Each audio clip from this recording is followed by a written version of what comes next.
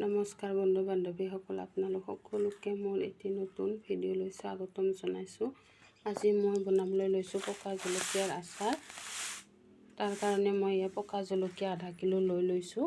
জলকীয়াখিনি ঠাৰিৰে সৈতে ভালদৰে ধুই এদিনৰ কাৰণে ৰ'দত শুকুৱাই লৈছিলোঁ। এতিয়া মই ঠাৰিকেইডাল ছিঙি ল'ম। মোৰ জলকীয়াকেইটা ঠাৰিকেইডাল ছিঙি লোৱা হৈ গ'ল। ঠাৰিকেইডাল ছিঙোতে অলপমান গুৰিলৈকে বেছিকৈ কাটি দিব। এই জলকীয়াকেইটাৰ দৰে, যাতে ভিতৰত নিমখ আৰু তেল সোমায়। নহ'লে আপোনালোকে অলপ ফালি ফালি দিব পাৰে গুৰিটো।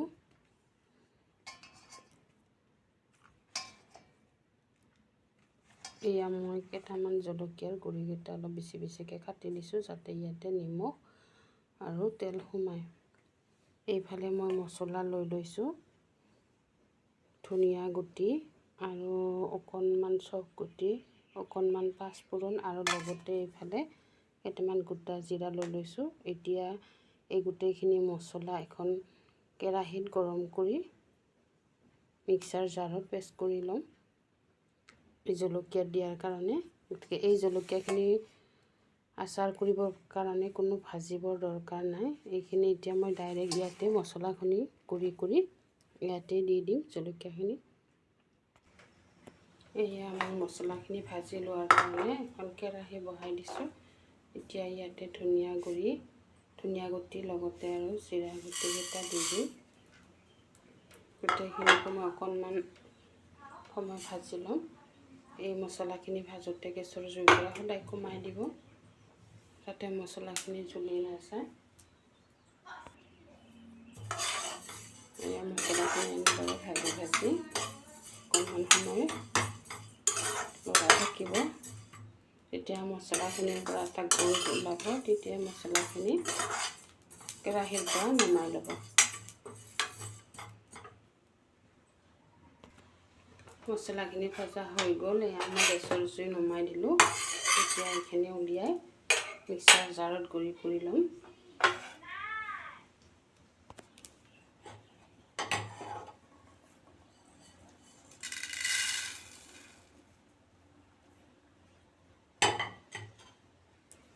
এতিয়া মই এইখিনি আকৌ মিক্সাৰ জাৰত, মছলাখিনি আপোনালোকে গুড়ি কৰোঁতে অকণমান ঠাণ্ডা হ'বলৈ দিব।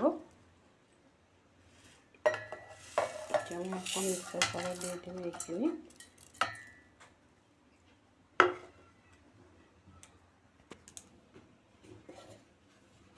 মোৰ মছলা পাউডাৰখিনি ৰেডি হৈ গ'ল আচাৰত দিয়াৰ কাৰণে।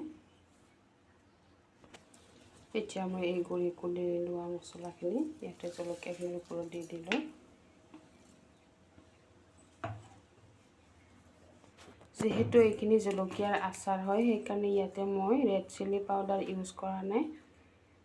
যিহেতু ইয়াৰ কালাৰটো নিজে লাল আৰু লগতে নিজে জ্বলা হ'ব, সেইকাৰণে ইয়াতে মই এক্সট্ৰাকৈ আৰু ৰেড জলকীয়াৰ গুড়ি ইউজ কৰা নাই। এতিয়া মই দিম 1 কাপ ভিনেগাৰ, হোৱাইট ভিনেগাৰ হয়, যাতে জলকীয়াখিনি বহু দিনলৈ ভালে থাকে। এতিয়া মই এই আচাৰখিনি ধোৱাৰ জোখেৰে নিমখ দিম। আপোনালোকে যিমানখিনি আচাৰ কৰিব সেই অনুপাতে নিমখ দি দিব। 1 চামুচ দিলোঁ, 2 চামুচ দি দিলোঁ, 2 চামুচ নিমখ দিলোঁ আৰু দিম এতিয়া মই অকণমান ৰং গুড়া দিলেও দিব পাৰে, নিদিলেও একো কথা নাই। যদি আপোনালোকে দিব বিচাৰে তেতিয়াহ'লে দি দিব। ৰং গুড়া মই বেছি ব্যৱহাৰ নকৰোঁ, মাত্ৰ অকণমান ব্যৱহাৰ কৰিম। অকণমান মানে আধা চামুচ ৰং গুড়া দি দিম।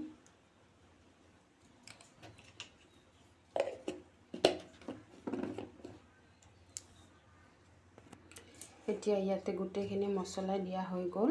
নিমখ, হালধি, তাৰোপৰি হোৱাইট ভিনেগাৰ আৰু জিৰা গুড়ি, ধনিয়া গুড়িৰ পাউডাৰখিনিও দি দিয়া হৈ গ'ল।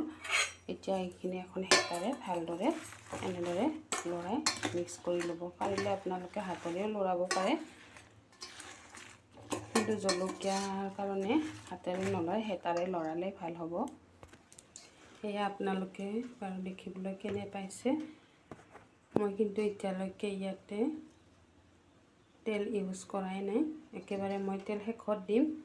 এয়া মই এটা বৈয়াম লৈ লৈছোঁ, বৈয়াম লৈ লৈছোঁ। যিহেতু চিচাৰ বৈয়াম নাই সেইকাৰণে মই প্লাষ্টিকৰ বৈয়ামেই লৈ লৈছোঁ। এতিয়া মই ইয়াতে এই জলকীয়াখিনি ভৰাই ল'ম, তাৰপিছতহে একেবাৰে শেষত ইয়াতে তেল দি দিয়া হ'ব। এতিয়া মই এইখিনি কৰেচেৰে অকণ অকণকৈ এই বৈয়ামত ভৰাই ল'ম। যিহেতু হঠাতে গ্লাছৰ বৈয়াম পোৱা নাযায় সেইকাৰণে মই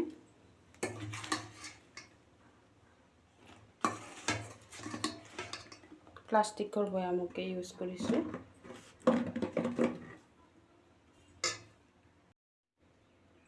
এয়া আপোনালোকে দেখিবলৈ পাইছে, এইখিনি মই গোটেই জলকীয়াখিনি ভৰাই ল'লোঁ বৈয়ামত।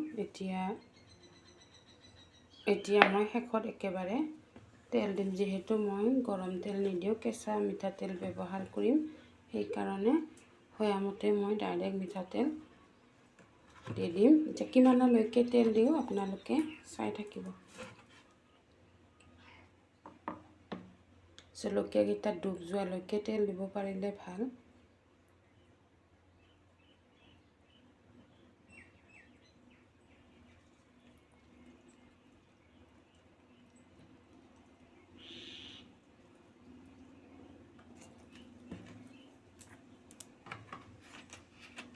এতিয়া মিঠাতেল দিয়া হৈ গৈছে, এয়া আপোনালোকে দেখিবলৈ পাইছে।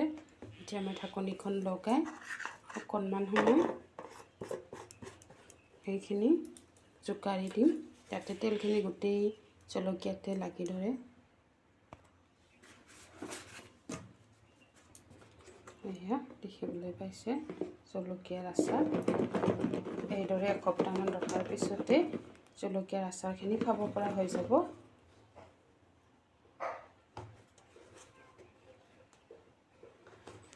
গতিকে ভিডিঅ'টো চাই আপোনালোকৰ যদি ভাল লাগিল তেনেহ'লে লাইক, কমেণ্ট, শ্বেয়াৰ আৰু লগতে ছাবস্ক্ৰাইব কৰি দিব। আজিলৈ আহিছোঁ, ধন্যবাদ।